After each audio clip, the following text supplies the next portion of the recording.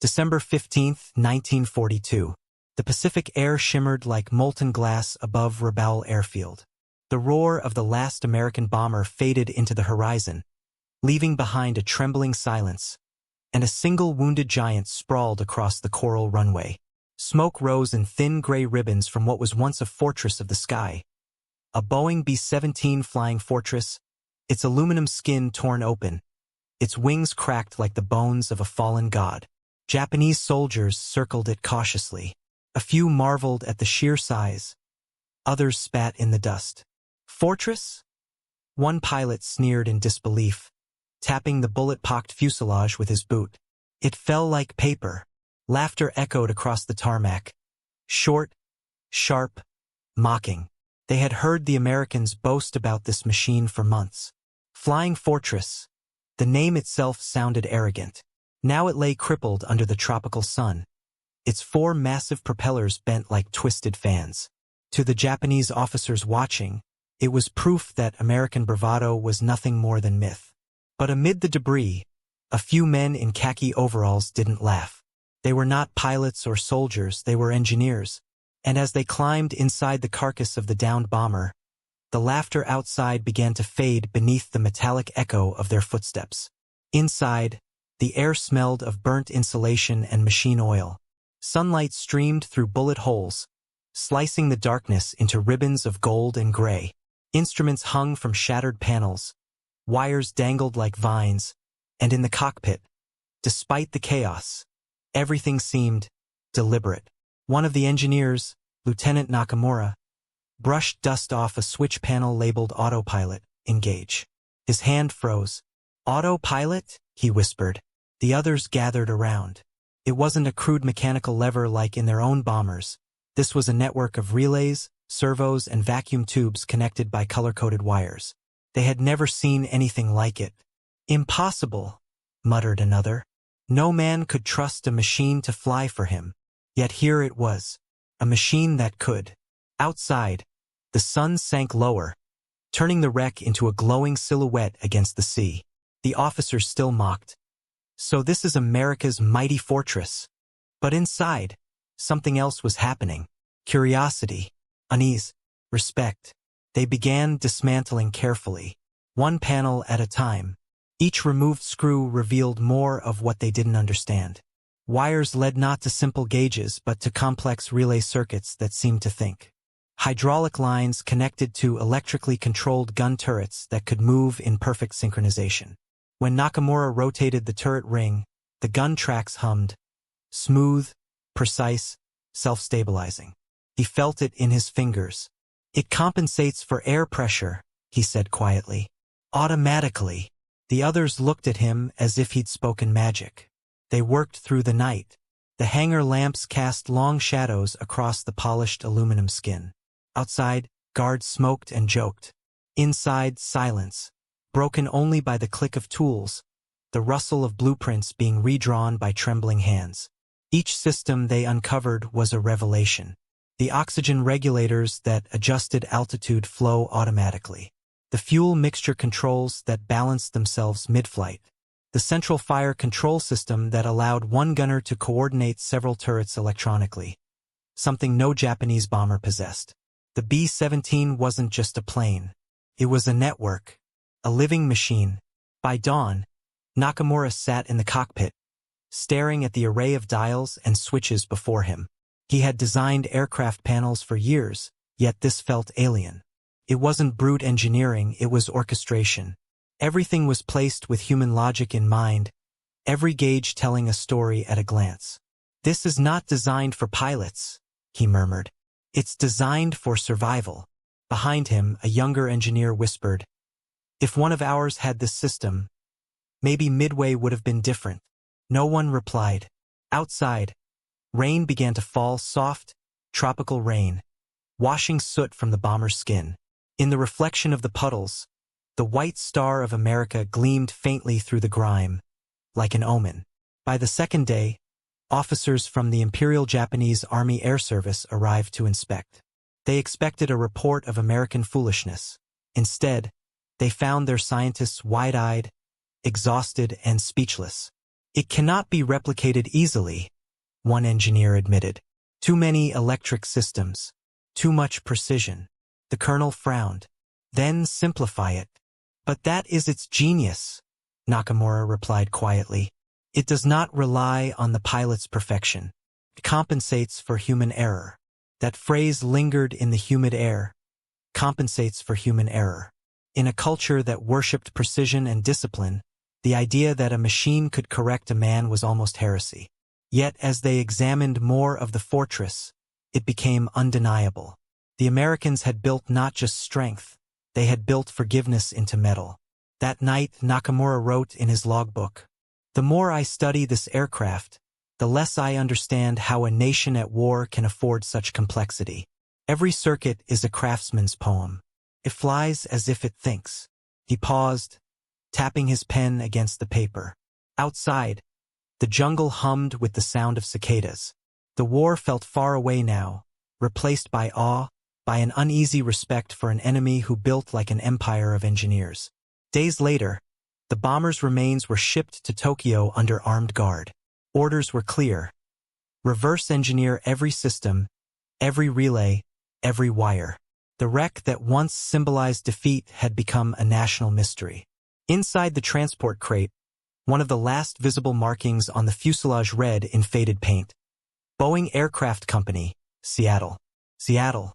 The name meant nothing to most of the soldiers. But to the engineers, it began to represent something terrifying. An industrial civilization capable of building not a few machines of genius, but thousands. And for the first time, the Japanese scientists realized the true battle wasn't in the skies. It was in the factories, in the blueprints, in the silent hum of electrical relays. The flying fortress they had mocked was not merely a symbol of American arrogance. It was a glimpse into the future, a future where war would be fought by automation, coordination, and cold mechanical intelligence. "They called it a fortress," Nakamura said at last, watching the crates being sealed.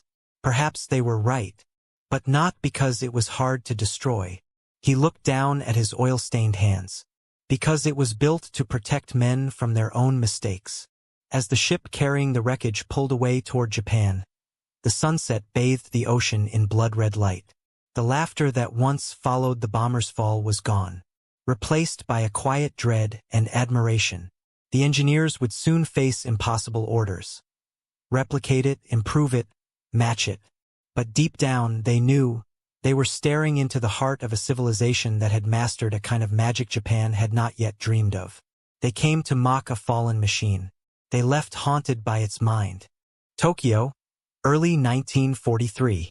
The city was shrouded in a gray winter haze, coal smoke curling above the rooftops, snow melting into the gutters outside the Nakajima Aircraft Research Laboratory. Inside, the air was thick with oil, dust, and quiet desperation.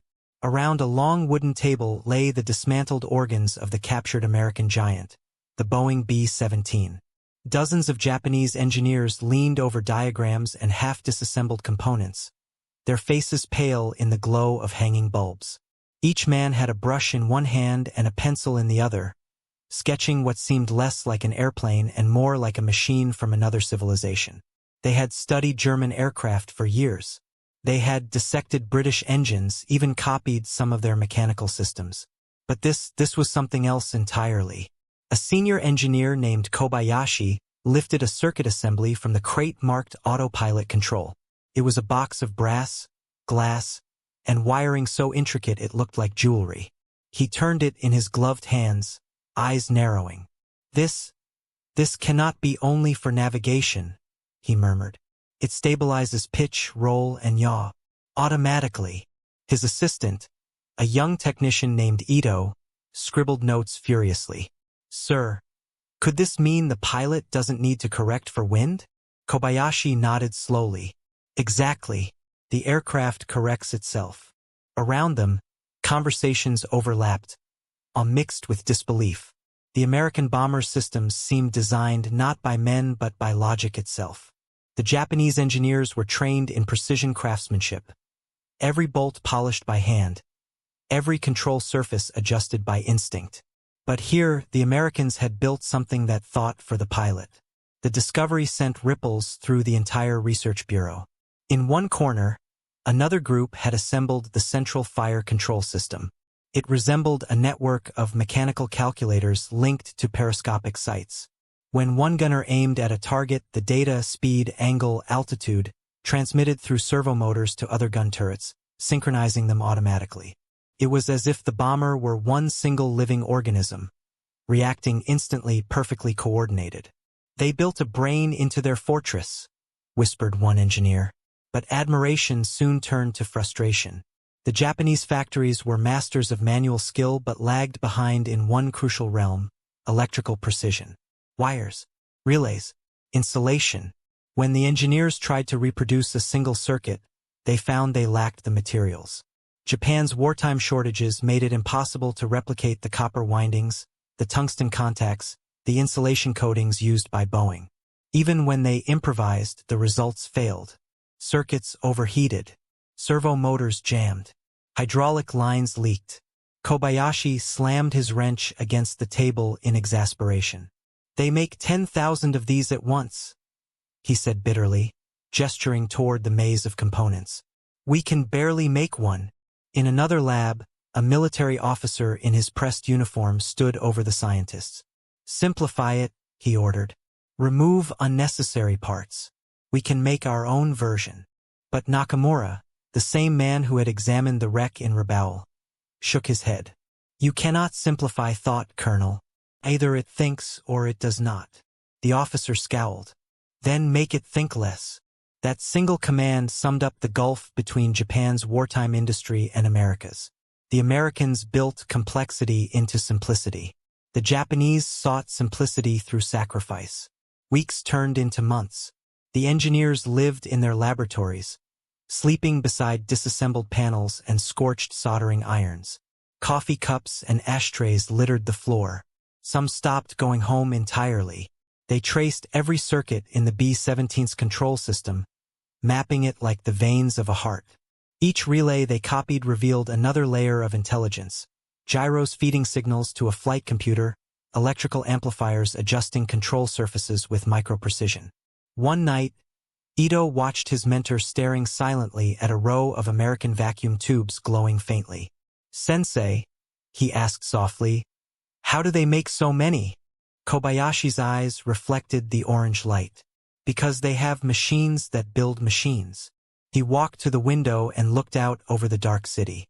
Beyond the snow and smoke, he imagined Detroit's factories, Boeing's assembly lines, the endless hum of automation. "We build with hands," he said quietly.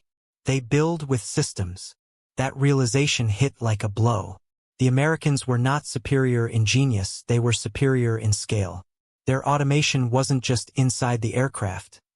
It was inside their society. At that same hour, across the Pacific in Seattle and Wichita, B-17s were rolling off the production lines faster than Japan could build a single bomber wing. Conveyor belts moved ceaselessly, guided by electric motors, pneumatic tools, precision jigs, the physical embodiment of the very automation the Japanese were trying to decode. In Tokyo, the engineers began a secret project to imitate at least one of the systems: the electric gun turret. They called it Project Kumo, meaning cloud.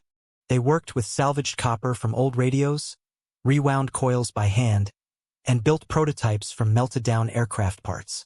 When the first test was ready, they mounted the makeshift turret on a wooden frame. As the power supply was switched on, the gun ring jerked violently, spinning out of control before bursting into smoke. Ito shouted, "Kill the power!" Sparks rained across the floor. The engineers coughed, waving the smoke away. Kobayashi stared at the burned-out motor and said nothing. The lesson was clear. Understanding the blueprint was one thing. Replicating the precision was another. Still, the engineers refused to surrender. They dissected more components: oxygen regulators, radio circuits, fuel balancing valves. Each discovery deepened their respect. Nakamura kept a secret notebook.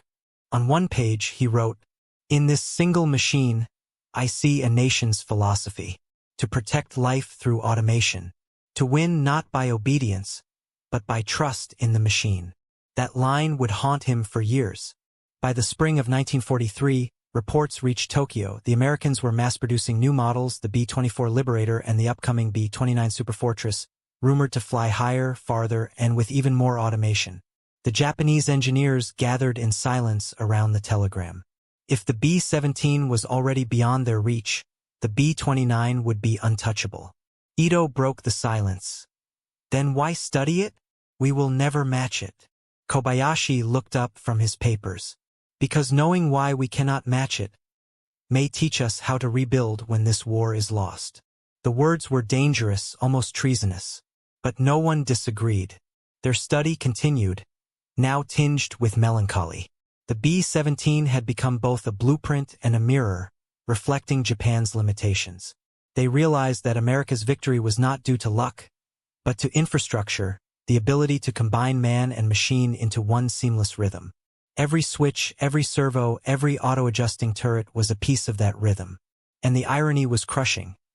The same automation that awed them was already replacing human hands in America's factories, while Japan still relied on artisans carving precision by touch.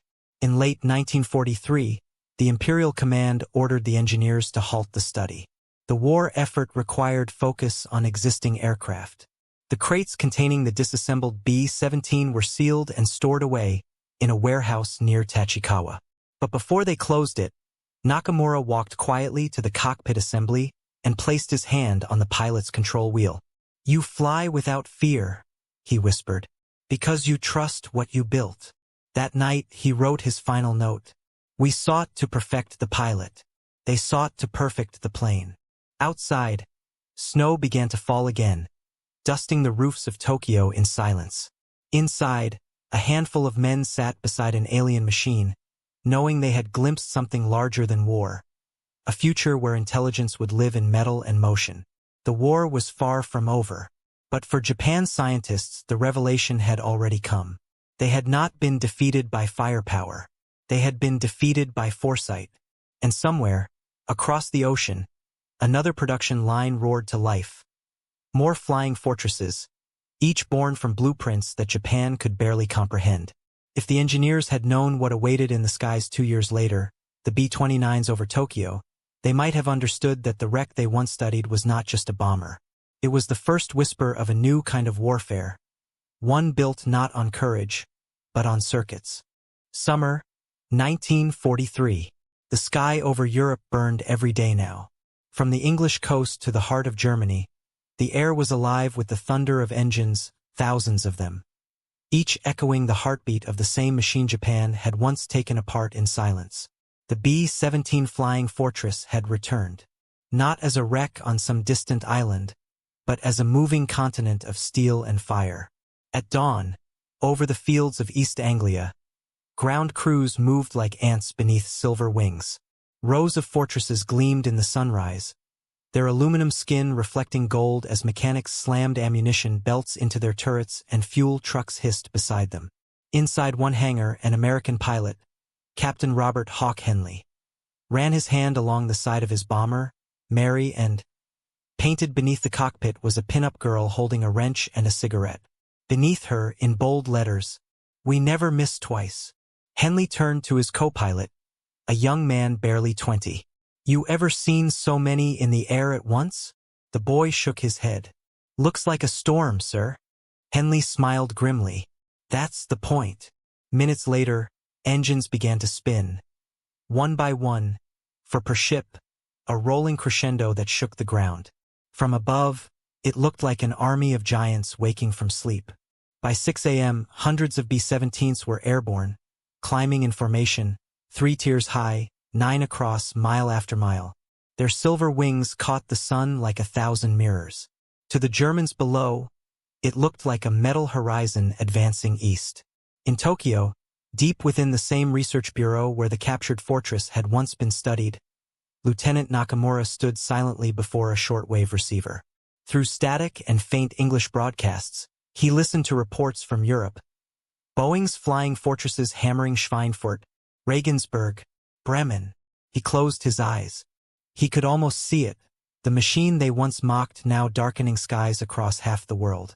"They are fighting with the same brain we studied," he whispered, "but now multiplied 1,000-fold.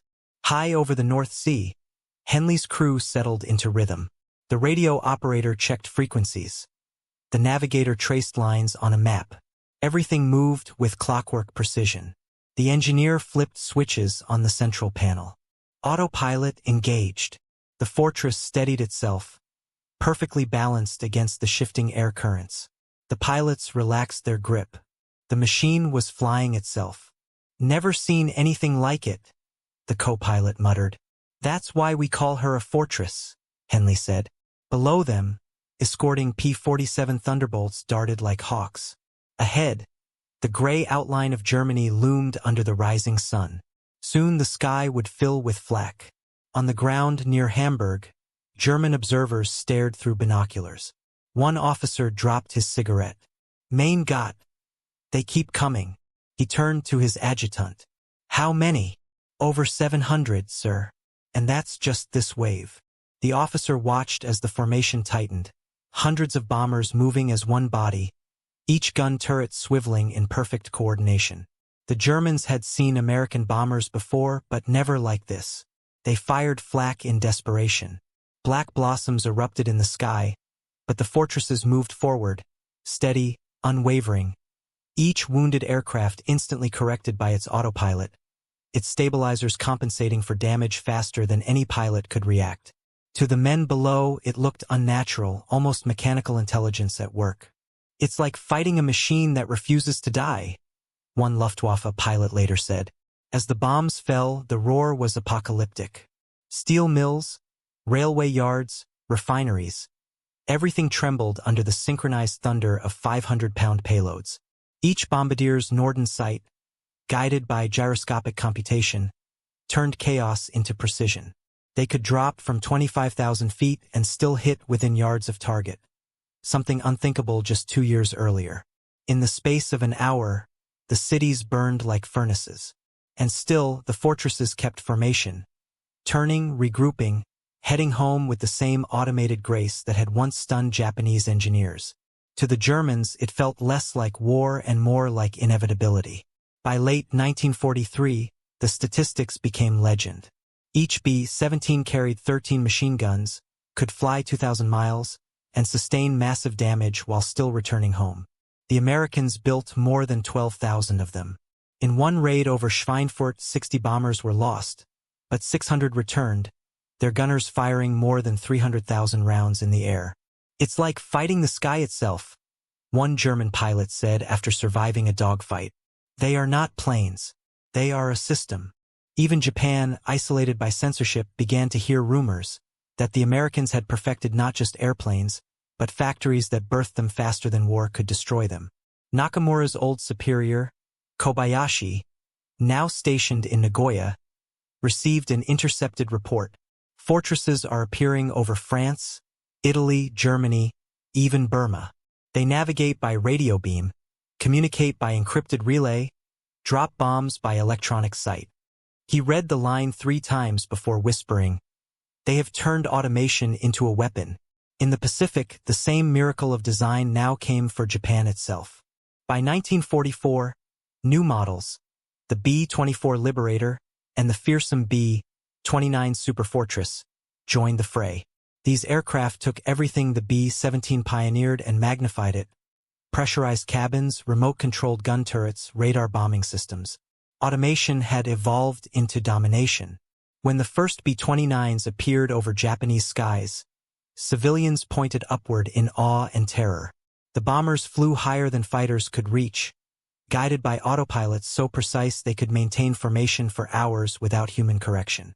One engineer, standing on a Tokyo rooftop, recognized the hum of their engines. It was the same frequency he had once measured from the captured B-17. He whispered to his colleague, "It's the same heartbeat, but now louder." That night, fire fell from the sky.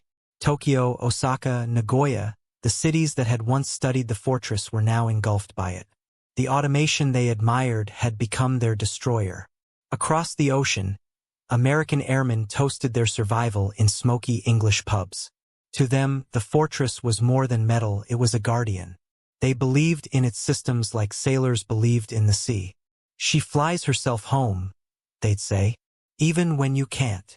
Stories spread of bombers limping back over the channel with half their tail missing, one engine dead, holes the size of doors in their wings, yet landing safely because the automatic trim controls kept them stable. One pilot, when asked how he made it back, simply said, "I didn't. She did." That line traveled across the world. By mid-1944, the tide had fully turned. Allied bombers ruled the air. German and Japanese industry, once proud and self-reliant, lay in ruins.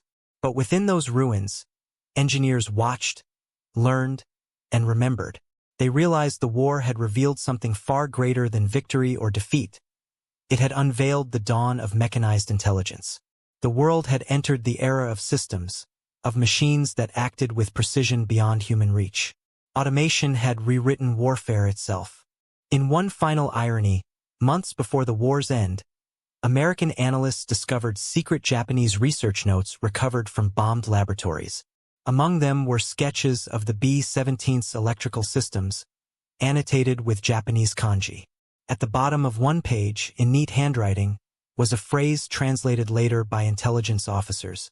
"They built with the logic of harmony. We built with the pride of control." The analyst who read it whispered, "And that's why we won." The skies grew quiet again after 1945, but the echo of the B-17's engines never truly faded. Its automation, once a curiosity, had become the blueprint for everything that followed: guided missiles, autopilots, computer control systems. The same systems that awed Japanese scientists in 1942 now guided jetliners and rockets. And though the men who built and studied the fortress were long gone, their rivalry had birthed the very age of automation we live in. From ridicule to revelation, from machine to myth, the fortress had turned the tide not only of war, but of human invention itself. They once called it arrogant. Now they call it the ancestor of every intelligent machine that flies. August 1945. The war was over, but the air still smelled of smoke. Tokyo was no longer a city, it was a landscape of ghosts. Where factories once roared, there were only twisted girders and dust. Children played in the ruins with tin cans and bits of melted glass. And among them, in the broken skeleton of what used to be a research laboratory, an old engineer named Nakamura sat alone with a small notebook on his lap. The cover was torn, the pages browned by humidity, but inside were the same sketches he had drawn 3 years earlier: the B-17's control relays, the turret circuits, the stabilizer systems. The pages looked like scripture now. He turned to the first line he had ever written: "A machine that forgives human error." He traced the words with his trembling fingers. Outside, the wind carried a sound he hadn't heard since the war: an engine hum. But this time it wasn't the growl of a bomber. It was the soft, steady drone of a cargo plane delivering supplies for Reconstruction American supplies. Nakamura stood slowly, walking to the shattered window.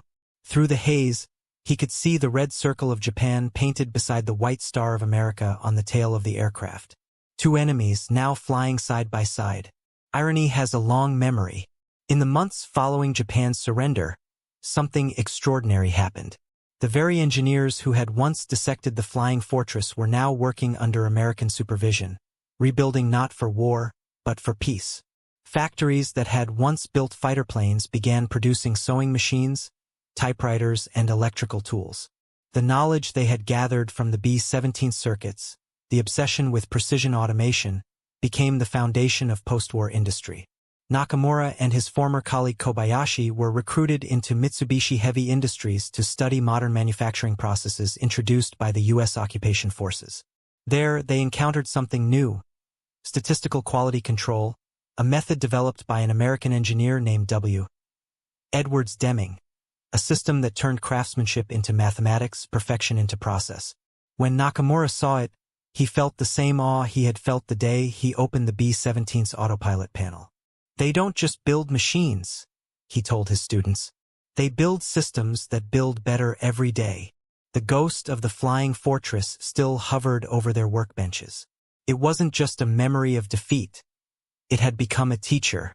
By 1950, Japanese factories were alive again, clean, ordered, humming with precision instruments.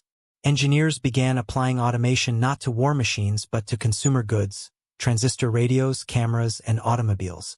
When the first Toyota automated assembly line opened, Nakamura walked its length in silence. Conveyor belts moved with perfect rhythm. Sensors calibrated production without human touch. He smiled faintly. "It is the spirit of the fortress," he said. The machine that once destroyed his city had given birth to its rebirth.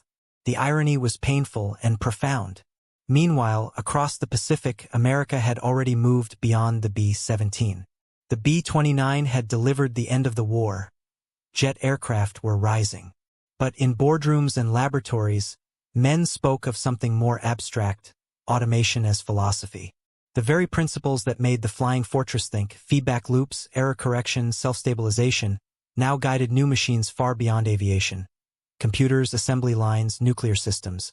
Every hum of an electric motor, every calibrated relay, carried the legacy of the fortress.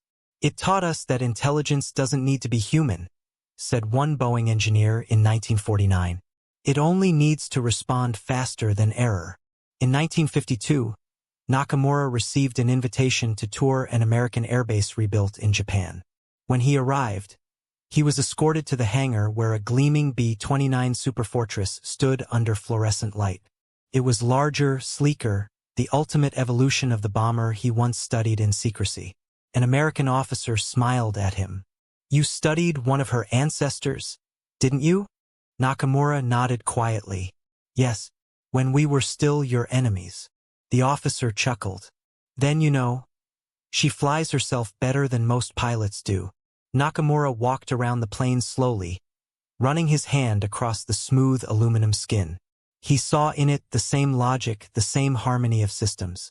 He felt admiration, not resentment. "It is strange," he said softly. "Once I feared these machines. Now I wish to build them." That evening, in his diary, he wrote, "The machine that destroyed us has taught us how to rebuild. It was never a fortress of war. It was a fortress of progress." He closed the book and looked out across the glowing lights of post-war Tokyo. Neon signs flickering, trains gliding by on time, factories operating with clockwork precision. It all hummed with a rhythm that felt familiar. The same automation that had once rained fire now powered the heartbeat of peace. Elsewhere in the world, historians began to see the pattern too. The Flying Fortress was more than a bomber, it was a prophecy. Its central idea, that a system could think for itself, that machinery could correct human imperfection, had become the blueprint for the coming century. Every autopilot in a jetliner, every robotic arm in a factory, every feedback circuit in a computer traced its lineage to that burned-out wreck the Japanese once opened with disbelief. And behind that lineage lay a moral so sharp it still cut through time. Human arrogance builds weapons. Human curiosity turns them into teachers. In 1956, Nakamura gave his final lecture at Tokyo University of Technology. The hall was filled with young engineers who had grown up under occupation, their minds shaped not by war but by innovation. He spoke slowly, his voice weathered but steady. "When I was a young man," he began, "I believed victory came from perfection, from the pilot's skill, the craftsman's hand, the soldier's will. But I was wrong." He held up a faded photograph, the captured B-17 at Rabaul, its wings broken but its cockpit intact. "This machine taught me that true strength is not in precision alone, but in forgiveness, the ability to adapt, to survive error, to work in harmony with those who built it." He paused, letting the silence fill the hall. "War shows us how to destroy, but machines like this show us how to endure." When he finished, the students stood and bowed deeply. Some of them would go on to design automated looms, production robots, even spacecraft systems, all descendants of that same mechanical intelligence first discovered in the belly of a wrecked bomber. As the decades passed, the B-17 silhouette faded from the skies, replaced by jets and rockets. Yet its soul lived on in every autopilot, every computer, every drone.